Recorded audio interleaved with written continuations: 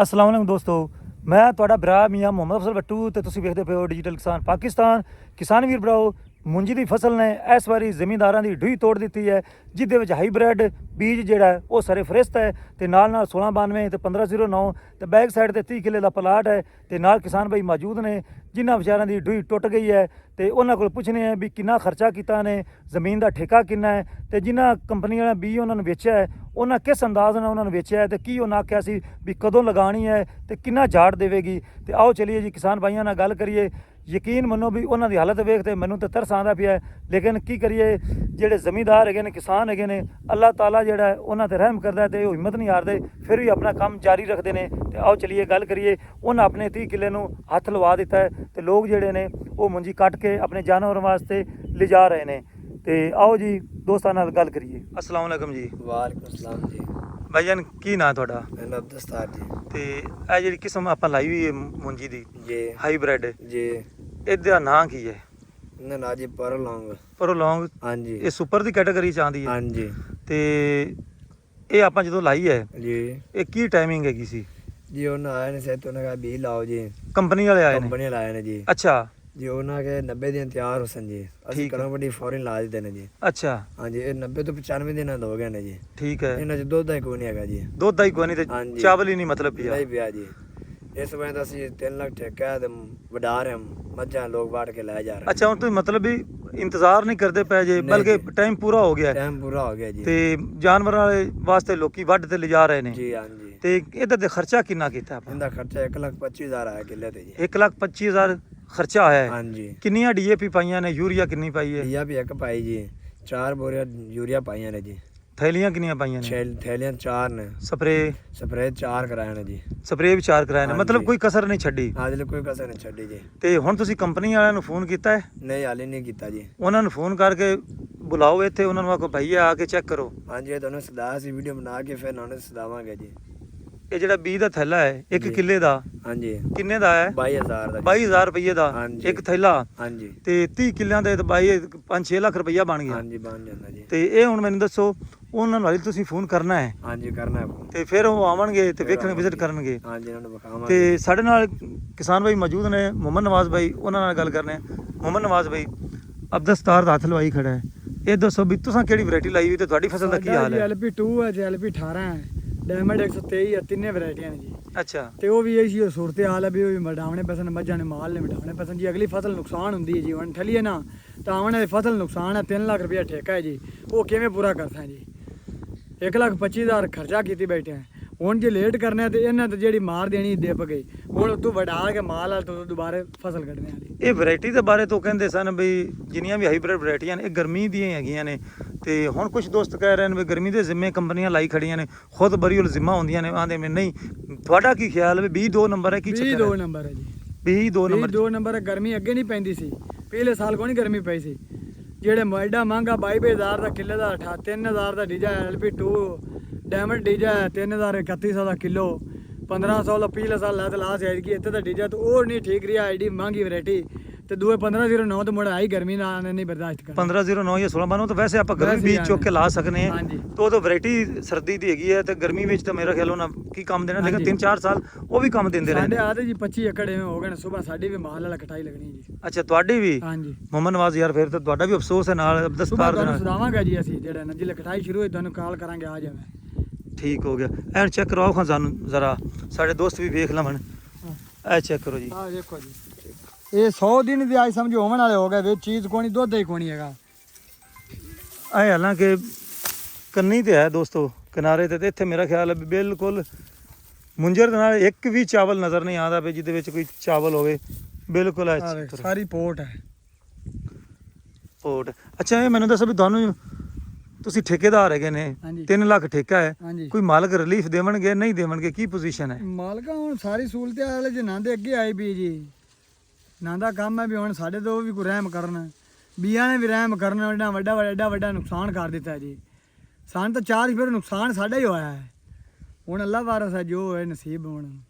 ਹੁਣ ਅਗਰ ਆਪਾਂ ਇਹਨੂੰ ਕਟਾਈ ਮਸ਼ੀਨ ਤੋਂ ਕਰਵਾਣੇ 10-12,000 ਲੈ ਜਾਸਣੇ, ਉਹ ਦੁਬਾਰਾ ਵਹਿਲ ਪੈ ਜਾ ਸੀ, ਮਾਲ ਲਾਏ ਸਾਨੂੰ ਤੋਂ ਬਾਅਦ ਚਲੋ ਕੋਈ ਚੀਜ਼ ਤਾਂ ਬਿਜ਼ਨ ਆ ਬਣ ਸਕਣਾ। ਹਾਂ ਮਤਲਬ ਅਗਰ ਮਸ਼ੀਨ ਆਂਦੀ ਫਿਰ ਪਰਾਲੀ ਬਾਹਰ ਸੁੱਟਣਾ ਪੈ ਸੀਦਾ, ਟੋਕਾ ਫੇਰਨਾ ਪਈ ਸੀ, 2-3000 ਰੁਪਏ ਡੀਜ਼ਲ ਕਿੱਲੇ ਦਾ ਉਹ ਖਰਚਾ ਹੋ ਜਾਣਾ 2000 ਬਾਅਦ ਸੁਕਾਉਣਾ ਪਈ ਸੀ ਮੁੜ ਆ ਕੇ ਲਾ ਸਮ ਪੁਲਿਸ ਵਾਲੇ ਆ ਜਾ ਸੰਜੀ ਉਹ ਆ ਸਾਨੂੰ ਦਿਓ ਜੀ ਸਮੋਗ ਆ ਗਈ ਸਮੋਗ ਆ ਉਹਦੇ ਨਾਲ ਬਿਹਤਰ ਹੈ ਵੀ ਮਾਲ ਵਾਲਾ ਵਡਾ ਤੇ ਅੱਲਾ ਮਾਲ ਵਾਲੇ ਵੀ ਦਵਾਈ ਦੇ ਸਨ ਵੀ ਜਿਹੜੇ ਨਸੀਬਾਂ ਸਾਡੀ ਰੋਜ਼ੀ ਲੱਭ ਜਾ ਸੀਬਾ ਤੇ ਬੜਾ ਘਾਟਾ ਹੋ ਗਿਆ ਆਪਾਂ ਨੂੰ 1,25,000 ਆਪਾਂ ਨੂੰ ਆ ਗਿਆ ਇਹਦਾ ਖਰਚਾ ਸਣੇ ਡੀਜ਼ਲ ਸਣੇ ਪਾਣੀ ਸਣੇ ਬਿੱਲ ਸਾਰਾ ਪਾ ਤੇ 1,25,000 ਰੁਪਇਆ ਬਣਦਾ ਜੀ 1,25,000 ਹਾਂਜੀ ਜੋ ਟੋਟਲ ਜੀ ਤੇ ਸ਼ੁਰੂ ਹੋਇਆ ਪਹਿਲੇ ਦਿਨ ਤੋਂ ਉਸ ਦਿਨ ਦਾ ਅਜੇ ਤੱਕ 1,25,000 ਖਰਚਾ ਹੈ ਜੀ ਤੇ ਇਹ ਜਿਹੜੇ 3 ਕਿਸ਼ਤਾਂ ਦੇ ਹਿਸਾਬ ਨਾਲ ਜ਼ਮੀਨ ਲਈ ਹੋਈ ਹੈ ਹਾਂਜੀ 3 ਕਿਸ਼ਤਾਂ ਇੱਕ ਕਿਸ਼ਤ ਦੇਣੀ ਹੈ ਹੁਣ ਦਾਈਆਂ 'ਚ ਇੱਕ ਆਲੂਆਂ 'ਚ ਇੱਕ ਇੱਕ ਅਗਰ ਬਾਰੀਆਂ ਮੱਕੀ 'ਚ ਹਾਂਜੀ। ਤੇ ਮਤਲਬ ਵੀ ਹੁਣ ਕਿਸ਼ਤ ਤੇ ਜਿਹੜੀ ਹੈ ਨਾ ਇਹ ਤੇ ਅੱਲਾ ਦੇ ਸਪੁਰਦ ਹੋ ਗਈ ਕਿਸ਼ਤ ਵੀ ਅੱਲਾ ਸਪੁਰਦ ਹੋ ਗਈ ਤੇ ਜਿਹੜਾ 1,25,000 ਸਾਨੂੰ ਵੀ ਪੈ ਗਿਆ ਉਹ ਵੀ ਅੱਲਾ ਸਪੁਰਦ ਹੋ ਗਿਆ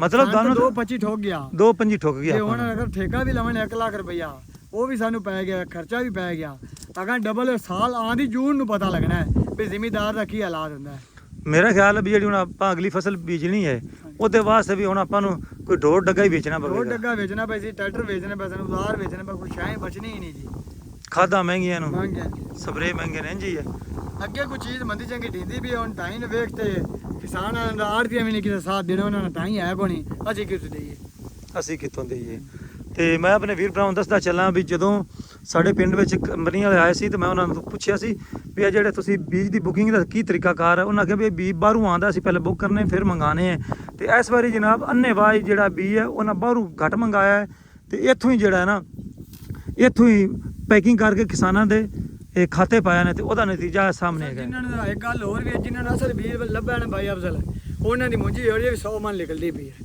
ਜਿਨ੍ਹਾਂ ਨੇ ਬੀਜ ਠੀਕ ਡਿਜੇ ਨੇ ਜਾਂ ਜਿਹੜੇ ਪੋਲੀਨੇਸ਼ਨ ਸਹੀ ਹੋਏ ਨੇ ਜਿਨ੍ਹਾਂ ਨੇ ਬੀਜ 2 ਨੰਬਰ ਡਿਜਾ ਉਹਨਾਂ ਵਿਚਾਰਿਆਂ ਦਾ ਕੀ ਬਣ ਸੀ ਮਤਲਬ ਵੀ ਸਾਰੀ ਕਾਰਕਰਦਗੀ ਜਿਹੜੀ ਹੈ ਨਾ ਕੰਪਨੀਆਂ ਵਾਲੀ ਹੈ ਹਾਂਜੀ, ਕੰਪਨੀਆਂ ਤੇ ਦੀ ਮਹਿਕਮਾ ਜ਼ਰਾਅਤ ਦੀ ਮਹਿਕਮਾ ਸੀਡ ਕਾਰਪੋਰੇਸ਼ਨ ਦੀ ਜਿਨ੍ਹਾਂ ਨੇ ਬੀਜ ਨੂੰ ਕਵਰ ਕਰਨਾ ਹੁੰਦਾ ਹੈ ਪਤਾ ਰੱਖਣਾ ਹੁੰਦਾ ਹੈ ਵੀ ਬੀਜ ਜਿਹੜਾ 1 ਨੰਬਰ ਹੈ ਕਿਸਾਨਾਂ ਤੱਕ ਪਹੁੰਚ ਜਾਂਦਾ ਪਿਆ ਹੈ ਜਾਂ 2 ਨੰਬਰ ਪਹੁੰਚਦਾ ਪਿਆ ਹੈ ਤੇ ਬਲਕਿ 1 ਨੰਬਰ ਜਿਹੜਾ ਹੈ ਬੀਜ ਉਹ ਮਹਿਕਮਾ ਜ਼ਰਾਅਤ ਤੇ ਸੀਡ ਕਾਰਪੋਰੇਸ਼ਨ ਦੀ ਜ਼ਿੰਮੇਵਾਰੀ ਹੈ ਵੀ ਕਿਸਾਨ ਵੀਰ ਭਰਾਵਾਂ ਨੂੰ 1 ਨੰਬਰ ਜਿਹੜਾ ਨਾ ਸੀਡ ਦੇਵਣ ਤੇ ਹੁਣ ਮੇਰਾ ਖਿਆਲ ਹੈ ਵੀ ਜਿਸ ਤਰੀਕੇ ਨਮਾਜ਼ ਇੱਕ ਤੋੜਦਾ ਪਿਆ ਗਿਆ ਮੁੰਜਰ ਦੇ ਨਾਲ ਚਾਵਲ ਜੀ ਆ ਉਹ ਚਾਵਲ ਲੱਭਦਾ ਨਹੀਂ ਪਿਆ ਚਲੋ ਇਹਨੂੰ ਮੂੰਹ 'ਚ ਚੂੰਡੀ ਲਵੇ ਹਾਂਜੀ ਲੇਕਿਨ ਇਹ ਵੇਖ ਲਓ ਚੁੰਡਣ ਜੋਗਾ ਵੀ ਚਾਵਲ ਕੋਈ ਕੋਈ ਨਹੀਂ ਹੈਗਾ ਇਹ ਆਈ 100 ਦਿਨ ਤੋਂ ਕ੍ਰਾਸ ਕਰਦੀ ਪਈ ਹੈ ਜੀ 100 ਦਿਨ ਤੋਂ ਕ੍ਰਾਸ ਹੋ ਗਈ ਤੇ ਹਾਲ ਵੇਖ ਲਓ ਦੋਸਤੋ ਆ ਚੈੱਕ ਕਰ ਲਓ ਇੱਕ ਵਾਰੀ ਫਿਰ ਮੈਂ ਆਪਣੇ ਵੀਰ ਭਰਾਵਾਂ ਨੂੰ ਵਿਖਾ ਦਿੰਦਾ ਚੱਲਾਂ ਤੇ ਜਿੰਨੇ ਵੀ ਮੇਰੇ ਵੇਖਣ ਵਾਲੇ ਵੀਰ ਭਰਾ ਹੈਗੇ ਨੇ ਉਹ ਜਨਾਬ ਆਪਣੇ ਆਪਣੇ ਇਲਾਕੇ ਦੇ ਬਾਰੇ ਤੇ ਜਦੋਂ ਵੀ ਮੈਂ ਵੀਰ ਭਰਾਵਾਂ ਨੂੰ ਰੋਜ਼ ਦੇ ਟਾਈਮ ਆਖਿਆ ਸੀ ਵੀ ਇਹਨਾਂ ਕੋਲ ਰਸੀਦਾਂ ਪੱਕੀਆਂ ਲੈਣੀਆਂ ਨੇ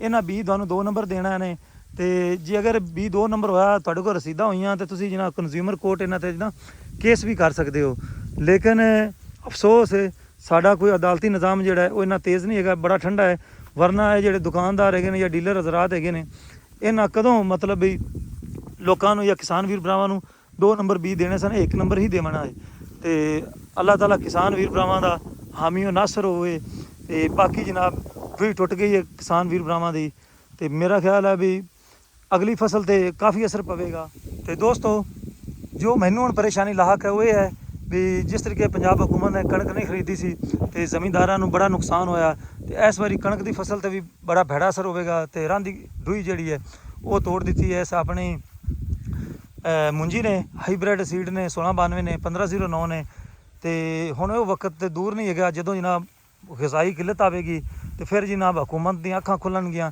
ਤੇ ਹਕੂਮਤ ਦੇ ਖਜ਼ਾਨੇ 'ਚ ਪਹਿਲੇ ਪੈਸੇ ਕੋਈ ਨਹੀਂ ਇਹ ਅੱਗੇ ਡਾਲਰ ਕਰਦੇ ਨੇ ਤੇ ਫਿਰ ਸਾਨੂੰ ਉਧਾਰੇ ਡਾਲਰ ਲੈ ਕੇ ਅੱਗੂ ਜਨਾਬ ਕਣਕ ਤੇ ਚਾਵਲ ਖਰੀਦਣੇ ਪਵਣਗੇ ਤੇ ਮੇਰਾ ਖਿਆਲ ਹੈ ਵੀ ਆਵਾਮ ਜਿਹੜੀ ਹੈ ਨਾ ਉਸ ਵੇਲੇ ਆਵਾਮ ਦੀਆਂ ਚੀਕਾਂ ਨਿਕਲਣਗੀਆਂ ਜਿਸ ਤਰੀਕੇ ਬੀਜ ਦੇ ਬਾਰੇ ਚੀਕਾਂ ਨਿਕਲਦੀਆਂ ਪਈਆਂ ਨੇ ਤੇ ਬਸ ਹੁਣ ਅਫਸੋਸ ਕੀਤਾ ਜਾ ਸਕਦਾ ਤੇ ਕਿਸਾਨ ਵੀਰ ਭਰਾਵਾਂ ਨੂੰ 1 ਨੰਬਰ ਜਿਹੜਾ ਬੀਜ ਖਾਦ ਤੇ ਟਰੈਕਟਰ ਜਿਹੜੇ ਹੈਗੇ ਨੇ ਉਹਨਾਂ ਤੇ ਵੀ ਰਿਲੀਫ ਦਿੱਤਾ ਜਾਵੇ ਤੇ ਖਾਦ ਬੀਜ ਜਿਹੜੇ ਨੇ ਸਸਤੇ ਕੀਤੇ ਜਾਵਣ ਤੇ ਟੈਕਸ ਟੁਕਸ ਜਿਹੜੇ ਨੇ ਉਹ ਵੀ ਕਿਸਾਨਾਂ ਨੂੰ ਰਿਲੀਫ ਦਿੱਤਾ ਜਾਵੇ ਤਾਂ ਕਿ ਗ਼ਜ਼ਾਈ ਕਿੱਲਤ ਮੁਲਕ 'ਚ ਪੈਦਾ ਨਾ ਹੋਵੇ ਤੇ ਜ਼ਰਾਅਤ ਮਈਸ਼ਤ ਦੀ ਰੀੜ੍ਹ ਦੀ ਹੱਡੀ ਹੈ ਲੇਕਿਨ ਇਹ ਰੀੜ੍ਹ ਦੀ ਹੱਡੀ ਨੂੰ ਹਕੂਮਤ ਤੋੜਨ ਤੇ ਲੱਗੀ ਹੋਈ ਹੈ ਤੇ ਅੱਲਾਹ ਤਾਲਾ ਸਾਡਾ ਹਾਮੀ ਨਾਸਰ ਹੋਵੇ ਤੇ ਹੁਣ ਮੈਨੂੰ ਦਿਓ ਇਜਾਜ਼ਤ ਤੁਹਾਡਾ ਭਰਾ ਮੀਆਂ ਮੁਹੰਮਦ ਅਫਜ਼ਲ ਬੱਟੂ ਅੱਲਾ ਹਾਫਿਜ਼ ਪਾਕਿਸਤਾਨ ਜ਼ਿੰਦਾਬਾਦ।